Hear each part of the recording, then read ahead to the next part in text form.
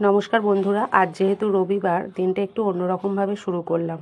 প্রত্যেক দিন নানা রকম চাপ থাকে, মেয়েকে স্কুলে দিয়ে আসা, নিয়ে আসা, রান্না বান্না সমস্ত কাজই থাকে। তো ঘরটা সেরকমভাবে গোছগাছ করা হয় না।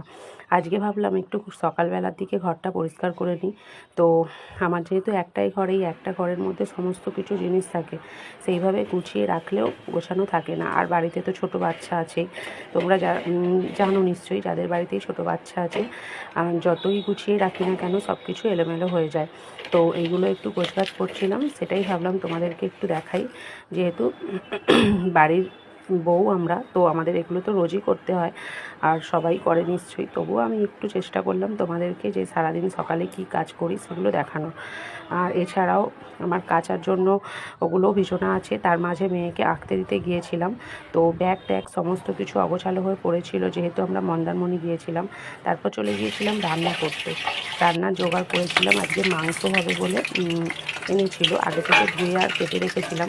এবার কড়াইতে তেল দিয়ে আমি মাংস করার জন্য রেডি হচ্ছিলাম। এর মাঝে আবার মাংস বানাতে বানাতে মেয়েকে আঁকার ওখান থেকে আনতেও গিয়েছিলাম, যেহেতু আজকে ওর বাবা বাড়িতে ছিল না। তো আনতে গিয়েছিলাম, এনে দেখো তোমরা এই নিয়ে এলাম। তো ফটো তুলতে চাইছে না, এবারও দোলনায় দুলতে দুলতে একটু ছাতু খাবে আর কি। কিছু তো খেতে হবে, অনেক সকালেই গিয়েছিল, 9টার সময় গিয়েছিল, এবার একটু ছাতু খাচ্ছে। ভিডিওটা হয় নেনে, আজকের মতো এখানেই ভিডিওটা শেষ করলাম। তো কেমন লাগলো সবাই একটু জানিও, তাহলে এরকম ভিডিও তোমাদের কাছে নিয়ে আসবো। টাটা।